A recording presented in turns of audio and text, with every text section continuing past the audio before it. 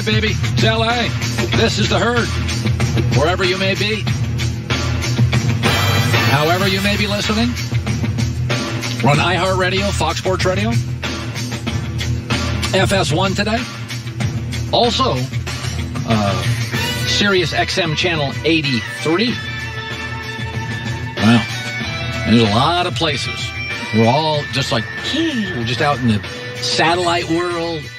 Hope you had a great weekend. Joy was in Sarasota, Florida at a wedding. Yes, Brandon Newman's wedding. Buck's family. And I was skiing with my son. Oh. So nice. It's like no clouds and everything.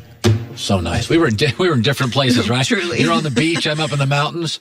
It's great to have you back. 15 minutes. Former Pro Bowl wide receiver T.J. Hushmanzada. He'll address those Steeler accusations.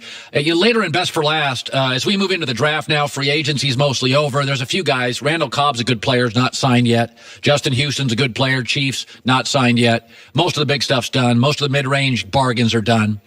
And Best for Last, we're going to talk about the 10 quarterbacks going into next year now. Well, these rosters are getting real settled now, who face the most pressure 1 through 10. Well, it's a story out today, a pretty damaging story if true. A former Steeler teammate is making a pretty serious accusation about Big Ben. The player is Josh Harris. Former Steeler, he says, 2014, Week 17, we're playing the Bengals. Todd Haley called a run play with very little time left in the game. Ben wanted to kneel. He rolled his eyes in the huddle. He then purposely fumbles the ball. I had to recover it. At that moment, I knew what kind of person he was. That would be a stench. That's sabotage. Win or lose that game, that is just not appropriate in football. Again, in baseball, fourth game of a series, up by 9 in your division. It's August. You partied too hard. You give up an at-bat. I see it in basketball, tennis, golf. You don't do that in football. True or not, you don't do it. And here's the thing. Le'Veon Bell, it's his fault. Antonio Brown, his fault. Big Ben, his fault. Mike Tomlin, his fault. Here's the thing. I don't need Antonio Brown to be a leader. I don't need Le'Veon Bell to be a leader. I just need him to be talented. But I need my quarterback to be a leader. That's not leadership. There's two great quarterbacks in the NFL, and they're both amazing, and I've compared them for years, Aaron Rodgers and Big Ben. They're the only great first-ballot Hall of Fame quarterbacks currently playing that are called out regularly by teammates, current, former teammates. Here we go again with Ben. And this morning, there's going to be people that defend Ben Roethlisberger, and they blame it on other people. I don't need wide receivers and running backs to be leaders. That's why I do care about the Wonderlic test for quarterbacks, and I do care about their family upbringing, and I do care if they have leadership qualities. And I took the claims against certain quarterbacks out of college as screw-offs. Johnny Manziel, not a grown-up. Baker Mayfield, wore me out. That's why. Because this is not a position to just be talented. Leadership is crucial. Brady's probably the best leader of all time. Not the best arm, not the best talent. Joe Montana, Russell Wilson, guys I like, Drew Brees. You can like Big Ben, and you can stand behind Big Ben.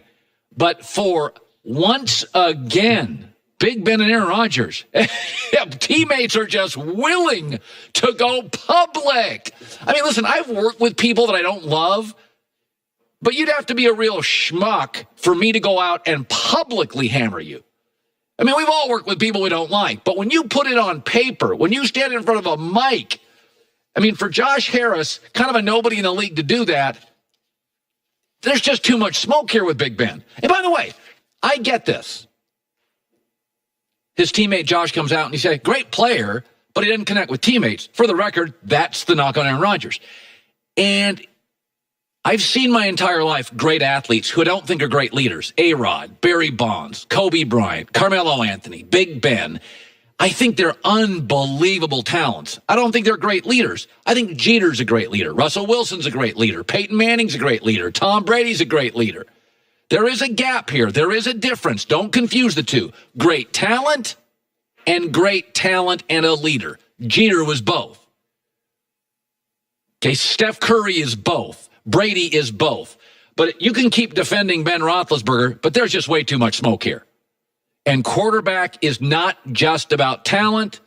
You lead the class. You talk in the huddle. You lead the film session. Shame on Ben if it's true. That's a really, really awful claim. And if you look at the video, I'm not going to say it's true, but it's not untrue. That's all I'm saying when I see that video. I want to shift to this. Tension is contagious. Years and years ago, I was on a plane. Guy was drunk, flirting with a stewardess. We're at 33,000 feet. It was uncomfortable. There was tension on the plane, and it was contagious. We were all uncomfortable. It's a skinny little tube, 33,000 feet. He was combustible. Tension spreads through a family, and it spreads through a room. The intense dad on vacation, the unruly passenger on a flight. Russell Westbrook, to me, has never been a championship player because he's too rigid, and it makes everybody else tense and rigid. This Saturday, Oklahoma City was hosting Golden State, and Kevin Durant didn't play. It was a big game. It's one of those rare half-dozen NBA regular season games. Saturday night feels like, oh, we got a little playoff thing going here. This game matters a little bit. And Westbrook completely melted down, like he does in the playoffs, like he often does in the fourth quarter, like he often does against Golden State. He sort of got a technical, headbutted Klay Thompson, 0 for 7. It was a bad shooting night, and you shoot poorly, generally when you're tense or you're tired, and Westbrook is never tired, right? Here was the sound from Saturday night. Thompson got a block, and then Westbrook takes a frustration foul, then gets hit with a technical, and that's his 16th technical of the season, which means he's going to be suspended unless they rescind it, which it doesn't look like that's going to be the case in this instance, but he's going to be suspended for their next game. Maybe it's a foul. Get back, because you know you're playing against the Golden State Warriors. Every call is not going to go your way, just the way every game is in this league. Mistakes going to be made across the board. Play through it. He is so tightly wound. When you add any little pressure to him, playoffs, Warriors, fourth quarter, he unravels. I don't hate Westbrook. I hate his game. He's the little league dad who's always too uptight, one blown call by the umpire. He's into a confrontation with an umpire at a little league game. Tension's contagious. It's why Oklahoma City melts down in big games and melts down in the playoffs. He's rigid, and everybody else is on pins and needles. I mean, it was palpable in that game. What are you doing? I mean, listen, fans, media, even after the game, dealing with media, local media, people there to give you a back massage and make you look good. It was tense. You got your 16th technical. Do you have any hopes of getting that one rescinded so you can play Monday night? Next question. Yes, were you aware that you were at 15? Next question. Are you disappointed with yourself for picking up your 16th? Next question. Again, if you can't deal with local media, like that heckler fan in Utah, that was on him, not on Westbrook. I defended him. But this is, I don't hate Russell. I hate his game. Tension is contagious. And any team he's on in big spots, you can just see everybody clenching their teeth, pins and needles. What's Russ going to do?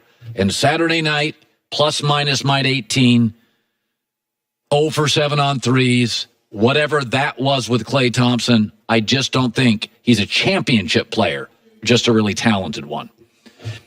By the way, just got a little text here. You know, Jordy Nelson's out there for the taking. A great player. I think he played at like Kansas State or something. Then he came into the NFL with Aaron Rodgers. He was terrific. They were like best friends. They cut him. He goes to Oakland. Doesn't work. He's out in the market right now. Buddy just texted me. Patriots and Jordy Nelson. Strong probability. Oh, my God. That's got to be unbelievable. Here's a lesson for everyone out there. Don't text Colin during the show. If you don't want to immediately go on air, you're just going to have to wait until after the show is over. Well, I didn't say who it was from. Just a league source. Jordy Nelson in New England. I got it. Has anybody ever thrown it makes a lot of sense. He's perfect. Right. That's what Who is that, John? The Seahawks apparently are very interested. I didn't get that text. My source Your source isn't close to the Seahawks. It's close to the Patriots. We're starting to narrow it down. Very exciting. That wasn't journalism. I'm just telling you how to text from a friend. Yeah, John said the source on my phone is Bill B. I wish. Coming up next, TJ Hushmanzada. What do you make of the Big Ben story? I mean, that is, wow. That is like, oi, oi, oi. Can you imagine if you would have heard that about Brady? You'd be just like... It's really outrageous. It's outrageous. That's why I led with it today. It's like, what? Oh, Lord. Social Security. While Social Security numbers sell for $1 on the dark web, full medical records can command up to $1,000 because they're an identity theft's dream. They contain a patient's date of birth, place of birth, credit card details, Social Security number, address, emails, and more. Despite this, a 2017 survey of healthcare providers found just 16% have reported having a fully functional cybersecurity program. Only 16% of people do. Get LifeLock. So many ways that cyber criminals can ruin your life. LifeLock, identity theft protection, with the power of Norton Security, protects against threats to your identity and your devices that you couldn't spot, or even if you did, fix on your own. Nobody prevents all identity theft or monitors all transactions. But LifeLock with Norton Security would see a threat and solve it that you couldn't. Go to LifeLock.com, code HERD, or call 1-800-LifeLock.